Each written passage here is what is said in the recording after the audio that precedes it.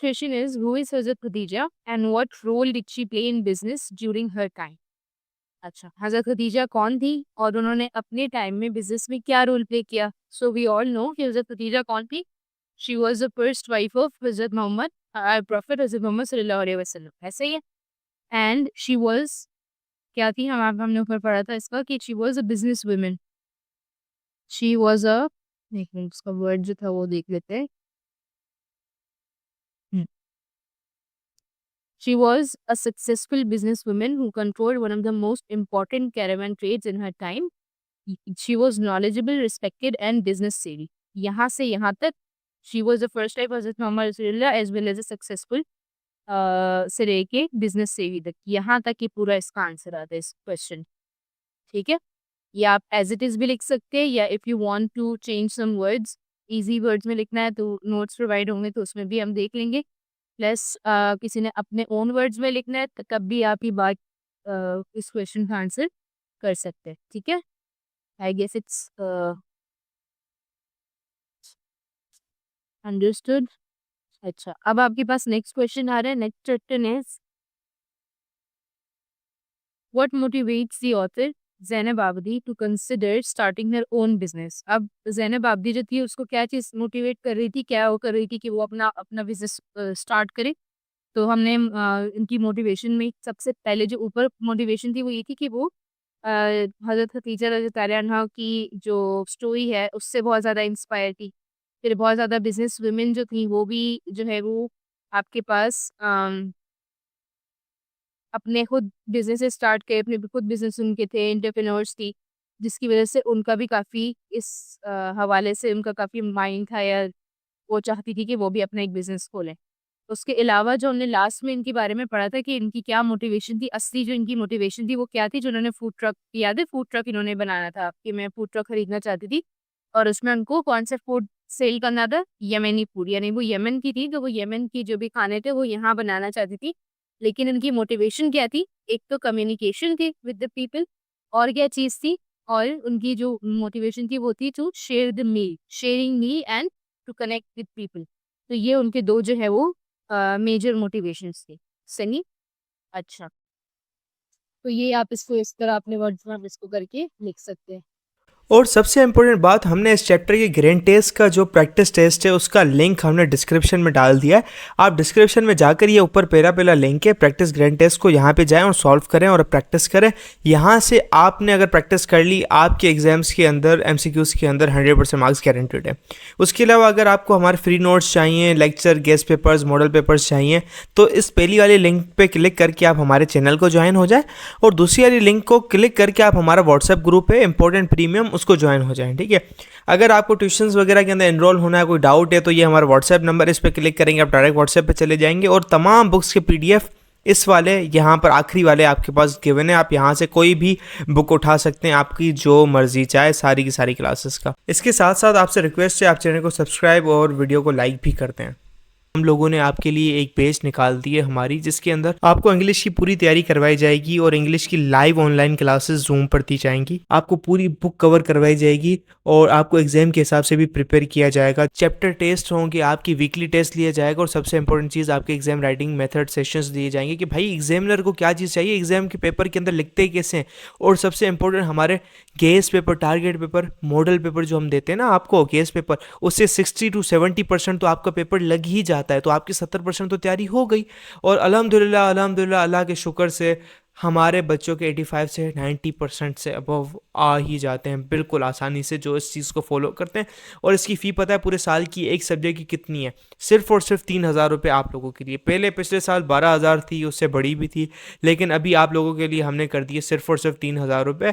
और जिससे आप लोग इजीली ले पाएँ पूरे साल, 1 ईयर के लिए हर चीज़ दी जाएगी। और आपको जो लाइव क्लासेस ली जाएंगी आपको जूम पर दी जाएंगी, ठीक है, हमारी ट्यूशन में, और उसकी रिकॉर्डिंग्स भी आपको दी जाएंगी। अगर आपको रजिस्टर करना है, इस व्हाट्सएप नंबर पे मैसेज करें, आपको यहाँ पे हम बता देंगे कैसे पेमेंट करनी है और कैसे फ़ी भेजनी है, और आपको हम हमारे ऐड कर लेंगे। लेकिन ये सबसे बड़ी डील, जितना जल्दी लेंगे उतना आपके लिए फ़ायदेमंद होगा। Next is, according to Anisa, what is important for entrepreneurs to remember when starting a business? क्या अनीसा के हवाले से कि अगर आप कोई बिजनेस स्टार्ट करते हैं तो उसमें आपको क्या जहन में होना चाहिए? तो अनीसा ने एक बात बताई थी, क्या बात वो बताई थी? उसने एक बात की थी, सिर्फ एक डायलॉग में, तो इसमें हम इसलिए लिख सकते हैं कि according to Anisa, the thing that is important for entrepreneurs to remember when starting a business is that she said, इस तरह लिख के ऊपर पे अनीसा की जो डायलॉग था उसको एज इट इज कॉपी करना है। क्या डायलॉग था उसका?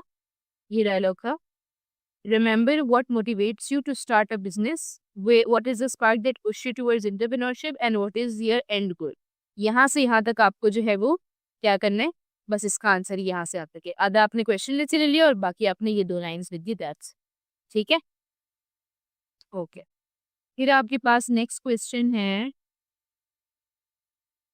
आई think I should split the screen but no I can not. Okay, fourth question है हमारे पास, what is Zainab Abidi's personal entrepreneurial goal and how does it reflect her passion. अब Zainab Abidi का पर्सनल एंटरप्रेन्योरियल गोल क्या था कि उसको क्या करना था, एक फूड ट्रक खरीदना था और उसमें उसका यमनी खाना जो है वो बांटना था लोगों के। ठीक है, तो सिंपल जो ज़ैनब आबिदी का एक गोल था, हम इसको दोबारा जाके देख लेते हैं।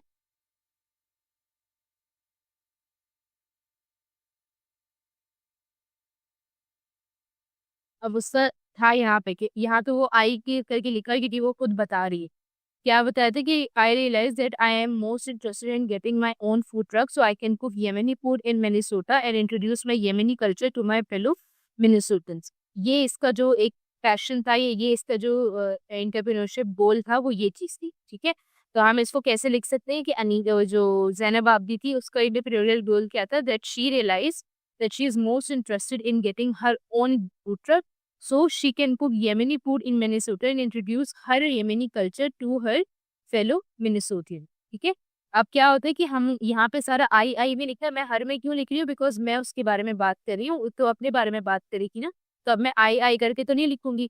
जब मैं उसके बारे में बात करूंगी तो मैं इसकी जगह उसके प्रोनाउन चेंज कर दूंगी, मैं उसको आई की जगह हर बोलूंगी। ठीक है, तो यहाँ पे सिंपल आपने उसी की डायलॉग को उठा के और आपने सिंपल चेंज कर देना है। ठीक है, it's very easy to construct question answers, कोई इतना मुश्किल नहीं होता। जब अगर आपने चैप्टर को अच्छे से पढ़ा होता है ना, तो आपके लिए क्वेश्चन आंसर्स करना इतना ज़्यादा मुश्किल नहीं होता। It's very easy to construct them.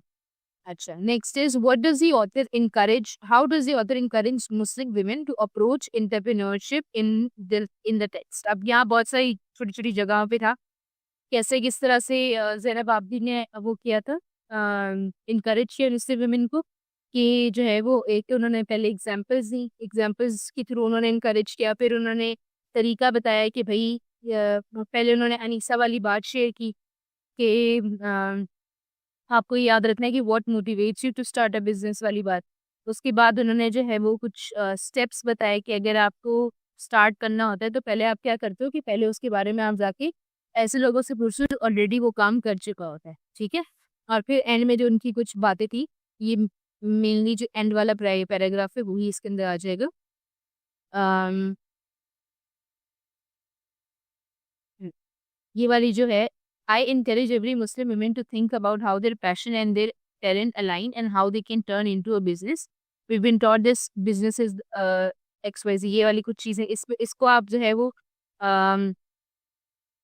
पहले यहाँ से यहाँ तक लिख सकते हैं। आई encourage every Muslim women to think about how their passion and their talents align, how they can turn it into a business। एक ये लाइन हो गई। ठीक है, फिर नीचे आपके पास है कि we need to follow the lead of these women. कौन से वुमेन? जो हमारी कम्युनिटी और फैमिली के अंदर जो वुमेन जो अपने इनकम सोर्सेज बना रही है, जो इंटरप्रेन्योर्स है। ठीक है, we need to follow the lead of these women and start our own business even if we start small और एक्सपीरियंस फेल, बट हमें खुद अपलिफ्ट होके और अपने जमाने के लिए करना चाहिए। ठीक है, ये सारी इन्फॉर्मेशन को लेके अपने वर्ड्स के अंदर छोटी छोटी चीज़ें बंदा बना के इसको लिखते हैं तो आपका एक कंप्लीट आंसर बन जाता है इसके हवाले से। ठीक है, अच्छा, फिर आपके पास लिखा है why does the author believe it's essential for Muslim women to start their own business even if they start small और फेस फेलियर। ये भी वो जो लास्ट वाली लाइन हमने पढ़ी कि वो क्या था कि even if they start small and face failure will still क्या करना चाहिए, उनको अपलिफ्ट करना चाहिए अपने आप को। ये लिखा है, but you are still uplifting yourself and your family financially and you are becoming the next example of entrepreneur for the next generation। कि आप क्या करें कि आप अपने आप को अपलिफ्ट अगर करेंगी, इवन अगर स्मॉल हो, तो आपको अपने आप को क्या चाहिए, you need to uplift yourself. अब इस अभी वर्ड्स देखे और जो मैं बोलती हूँ उनको देखो। You need to uplift yourself even if you are even if your business is small or you face experience failures, and you must support your family financially, so you will become the next example of an entrepreneur for the next generation.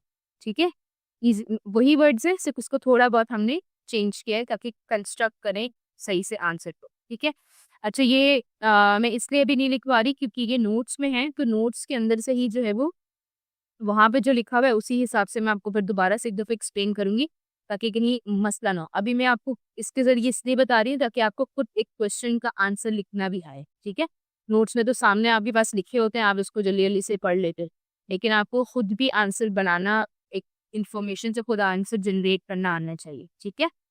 अच्छा, फिर how do the stories of Anisa and Haji and any character challenge stereotypes और culture norms about beauty and wellness. तो इन दोनों ने कैसे किया था, अनीसा हाजी ने क्या किया, अच्छा वो क्या क्या क्वेश्चन क्या करें कि अनीसा हाजी और एनी कैसर की जो स्टोरीज हैं उससे आपको कैसे पता चला कि उन्होंने स्टीरियोटाइप्स को चैलेंज किया और कल्चर नॉर्म्स अबाउट ब्यूटी और एंड वेलनेस। अच्छा, स्टीरियोटाइप क्या होता है?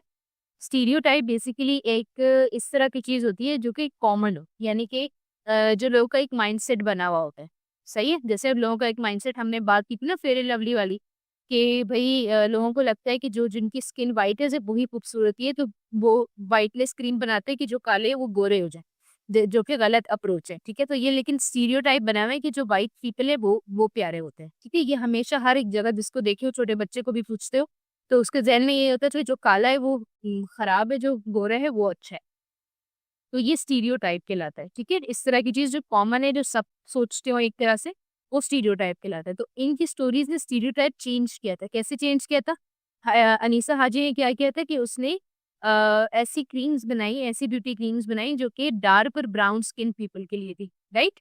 और एनी कैसर ने क्या किया? एनी कैसर ने कन्वेंशनल प्रोडक्ट्स यानी कि जो आपके केमिकल वाले प्रोडक्ट्स होते हैं, ये जो आजकल के जो प्रोडक्ट्स वगैरह और दवाइयाँ बनती हैं जिसमें बहुत केमिकल होता है, उसको रिप्लेस करके उसको यूज़ करने की बजाय उसने अपने कल्चर को लेकर आई थी और वहाँ पे उसने अपना एशियन हेरिटेज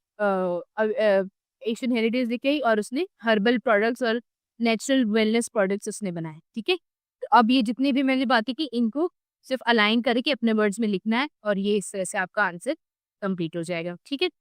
अच्छा, what are some key takeaways from the text that you find inspiring and insightful for aspiring entrepreneurs, especially Muslim women? अब ये क्वेश्चन आपके पुट करने का कि भाई इस तरह की कौन सी ऐसी चीज़ें हैं या कौन से ऐसे पॉइंट्स हैं जो आपको लगता है कि इस टेक्स्ट में से यूज़फुल हैं, जो आपको जो है वो लेने चाहिए और आपको उसके बारे में सोचना चाहिए या उससे आप इंस्पायर होंगे ताकि नियर फ्यूचर में जब आप खुद अपना कोई काम स्टार्ट करना शुरू करें तो आपको वो चीज़ें मोटिवेट करें और आपको एक पाथवे दिखाएं कि भाई इस तरीके से हमने ये काम करना है, ठीक है?